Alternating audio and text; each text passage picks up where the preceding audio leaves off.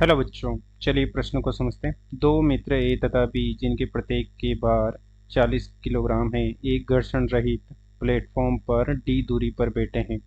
ए 4 kilogram द्रव्यमान की एक गेंद बी की ओर लुढ़काता है, जिसे बी पकड़ लेता है। तत्पश्चात बी ए की ओर उसी गेंद को लुढ़काता है, जिसे ए पकड़ता है। इसी प्रकार ए एवं बी के मध्य गेंद गति करती रहती है। प्लेटफॉर्म पर गेंद की चाल 4 मीटर प्रति सेकंड के मान पर नियत रहती है।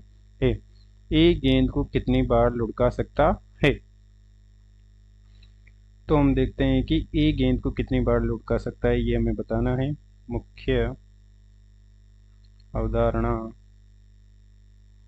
में हम देख सकते हैं कि m1 द्रव्यमान की कोई गेंद है जो कि u1 वेग से गतिशील है, और m2 द्रव्यमान की दूसरी गेंद है जो कि u2 वेग से गतिशील है। m1 द्रव्यमान की गेंद m2 द्रव्यमान की गेंद से टक्कर करती है और आपस में दोनों जुड़ जाती है, और ये अब v वेग से गतिशील करने लग जाती है। क्योंकि यहाँ पर कोई बाह्य बल नहीं है, तो संवेग संरक्षण से हम लिख सकते हैं कि m1 u1 सदिश प्लस m2 u2 सदिश बराबर हो जाएगा m1 प्लस m2 गुणा v सदिश। और इसी प्रकार हम लिख सकते हैं कि जब m1 व m2 दो जुड़ी हुई गेंदें v वेग से गतिशील हैं और अपने आंतरिक क्रियाओं के कारण दोनों अलग अलग हो जाती हैं, और ये m1 v1 वेग से व m2 v2 वेग से गतिशील हो जाती है। तो इसमें भी ये आंतरिक प्रक्रियाओं के कारण ऐसा हो रहा है, तो कोई बाह्य बल नहीं है, तो संवेग संरक्षण होगा। और इससे हम लिख सकते हैं कि m1 प्लस m2 गुणा हो जाएगा v, और ये हो जाएगा m1 v1 बराबर हो जाएगा m2 v2। अब चलिए प्रश्न को हल करते हैं। प्रश्न में दिया गया है कि इस प्रकार से एक घर्षण रहित प्लेटफॉर्म पर दो मित्र हैं जो कि एक ए है, इसका भी द्रव्यमान 40 किलोग्राम है, और दूसरा फ्रेंड है, उसका भी द्रव्यमान बी है, उसका भी द्रव्यमान 40 किलोग्राम है। प्रारंभ में ए के पास 4 किलोग्राम की गेंद है, 4 किलोग्राम की गेंद है, जिसे वह नियत 5 मीटर प्रति सेकंड के वेग से बी की ओर फेंकता है। हम देखते हैं कि राइट दिशा में जाने वाली को हम धनात्मक वेग मानेंगे, और ऋण दिशा में जाने वाली को हम लेफ्ट दिशा में जाने वाली को हम ऋण वेग मानेंगे, ऋणात्मक वेग मानेंगे। तो पहली स्थिति में जब ए गेंद को फेंकता है, तो हम लिख सकते हैं कि प्रारंभ में सब शून्य है, अर्थात 40 किलोग्राम का ए भी शून्य है और 4 किलोग्राम की गेंद भी शून्य पर है। और अब वह 4 किलोग्राम की गेंद को धनात्मक दिशा में छोड़ देता है, तो वह पीछे की ओर ऋणात्मक दिशा में v1 वेग से पीछे की ओर हटेगा, जो कि हो जाएगा v1 हो जाएगा। और ये 40 किलोग्राम का v1 की ओर हटेगा, जो कि हमने ऋणात्मक में लिख दिया है। तो v1 बराबर हो जाएगा 0.5 मीटर प्रति सेकंड।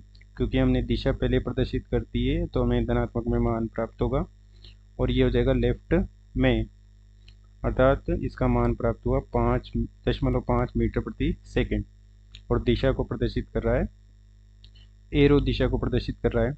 और दूसरी स्थिति में जब जब 4 किलोग्राम की गेंद 5 मीटर के धनात्मक वेग की दिशा में बी को प्राप्त होती है, तो उस स्थिति में बी तो शून्य पर था क्योंकि वो तो स्थिर था, और इसे प्राप्त होते हैं ये दोनों संयुक्त हो जाते हैं 4 प्लस 40, और माना कि यह v2 वेग से धनात्मक दिशा की ओर गति करने लग जाएगा, जो कि हो जाएगा v2, और v2 का मान हो जाएगा 20/44 मीटर प्रति सेकंड, और ये हो जाएगा राइट दिशा में। तो v2 का मान हो गया 20/44। और अब ये b इस गेंद को पुनः b की ओर फेंकेगा, तो इसे हम लिख सकते हैं कि इस प्रकार से b गेंद को फेंकेगा और a उसे पकड़ लेगा। तो उसे हम इस प्रकार से समवेग संरक्षण में लिखेंगे कि संयुक्त निकाय है 40+4 बी के पास, और उसे वह वह चल रहा है 20/44 के वेग से राइट दिशा में चल रहा है। तो ये 4 किलोग्राम की गेंद को ऋणात्मक दिशा में ए की ओर फेंक देता है, तो वह 40 किलोग्राम का बी माना कि v3 वेग से धनात्मक दिशा में चला जाएगा। जैसे ही गेंद को फेंकेगा पीछे की ओर हटेगा, तो माना कि ये v3 वेग से पीछे की ओर हटता है, तो v3 का मान हो जाएगा 1 मीटर प्रति सेकंड। v3 का मान हमें प्राप्त हो चुका है, जो कि 1 मीटर प्रति सेकंड, और ये है 20/44 मीटर प्रति सेकंड। अब जैसे ही ए उस गेंद को पकड़ेगा, तो हम देख सकते हैं कि 4 किलोग्राम की गेंद ऋण दिशा में ए को प्राप्त होती है, और ए जो कि 40 किलोग्राम का है वो पहले से ही ऋण दिशा में 0.5 मीटर प्रति सेकंड से लेफ्ट दिशा में पहले से गति कर रहा है, और जैसे ही वो पकड़ लेता है तो वो संयुक्त निकाय हो जाएगा, जो कि 4+40 का हो जाएगा, और माना कि यह v4 वेग से गति करने लगेगा, और v4 का मान हो जाएगा 10/11 मीटर प्रति सेकंड, और ये हो जाएगा लेफ्ट दिशा में।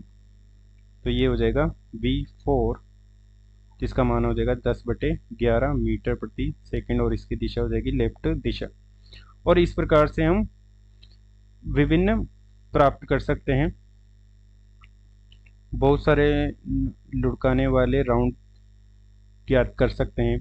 तो हमसे पूछा गया है कि ए कितनी बार बॉल को लुढ़का सकता है, हमसे ऐसा पूछा गया है। तो हम देख सकते हैं कि इसमें हमें एक सिमेट्री प्राप्त होगी, जो कि हम देख सकते हैं कि जैसे ही ए गेंद को लुढ़काता है और बी उसे पकड़ लेता है, और पुनः जब ए उसे पकड़ता है तो उसका वेग हो जाता है 10/11। तो इसी प्रकार से अब ए उस गेंद को लुढ़काएगा, तो माना कि उसका वेग हो जाएगा v5, या हम इसे इस प्रकार से देख सकते हैं कि एक राउंड पूरा होने के बाद ए का वेग कितना हो चुका है। एक राउंड पूरा होने के बाद ए का वेग हो चुका है 10/11, तथा एक राउंड पूरा होने के बाद बी का वेग हो चुका है 1 मीटर प्रति सेकंड। तो जैसे ही दूसरा राउंड पूरा होगा, ए का वेग हो जाएगा v बराबर 20/11, और बी का वेग हो जाएगा 2 मीटर प्रति सेकंड जैसे ही दूसरा राउंड होगा।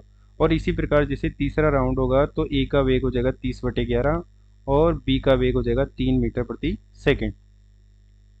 और इसी प्रकार से एन राउंड हो जाएंगे, तो उसका ए का वेग हो जाएगा v बराबर n गुणा 10/11, और इसी प्रकार से v का वेग हो जाएगा n मीटर प्रति सेकंड।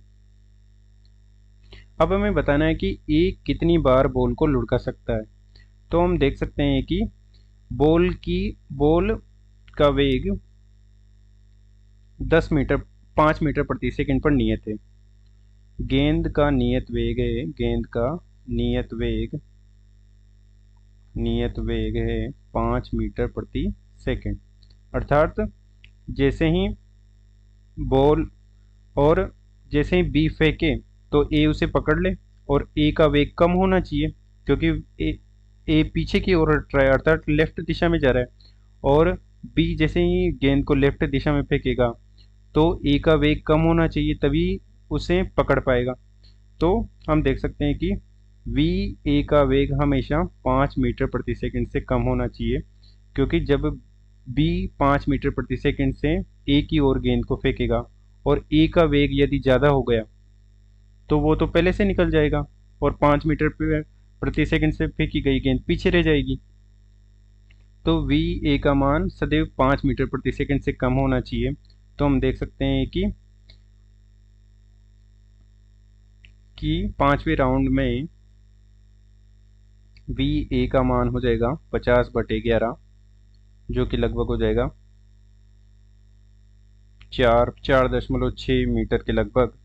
परंतु जब पांचवें राउंड के बाद वी ए का मान हो जाएगा जो कि हो जाएगा 60/11, और ये हो जाएगा लगभग 5.4 के लगभग मीटर प्रति सेकंड, और ये वी ए का मान 5 मीटर प्रति सेकंड से ज़्यादा है, और वी ए का मान ये वाला 50/11 5 मीटर प्रति सेकंड से कम है। तो हम देख सकते हैं कि 5 राउंड तो पूरा कर पाएगी, अर्थात ए 5 राउंड पूरा कर पाएगी, और छठी बार में वह बी की तरफ फेंक देगा। परंतु जब बी फेंकेगा तो उसे नहीं कैच कर पाएगा वो, अर्थात उसका वेग ज़्यादा हो जाएगा। तो हम देख सकते हैं कि ए 5 राउंड पूरे कर पाएगा, 5 राउंड पूरे पूरे, प्लस एक बार मतलब छठवीं बार वह एक बार पुनः बी की ओर फेंक देगा, बी की ओर फेंक देगा। तो ए कुल 6 बार लुढ़का देगा, 6 बार लुढ़का देगा। और यही हमसे पूछा है कि ए कितनी बार गेंद को लुढ़का सकता है। तो हम देख सकते हैं कि 5 राउंड तो पूरे कर लेगा वो, जिसमें एक बार ए फेंकेगा फिर बी फेंकेगा, तो 1 राउंड पूरा। इसी तरह के 5 राउंड पूरे कर लेगा, और 5वें राउंड के बाद जब वो छठा राउंड फेंकने लगेगा तो वो फेंक तो देगा, परंतु उसका वेग वी ए 5 मीटर प्रति सेकंड से ज़्यादा हो जाएगा, और वो लेफ्ट दिशा में जाएगा। तो जैसे ही बी छठवें राउंड का पूरा करने के लिए बी की तरफ फेंकेगा, तो उसका वेग ज़्यादा होने के कारण वह बॉल को पकड़ नहीं पाएगा, और इस प्रकार हम देख सकते हैं कि ए केवल 6 बार गेंद को लुढ़का पाएगा। अतः दिए गए प्रश्न को हमने हल कर दिया है। आशा करते हैं आपको समझ में आया होगा। धन्यवाद।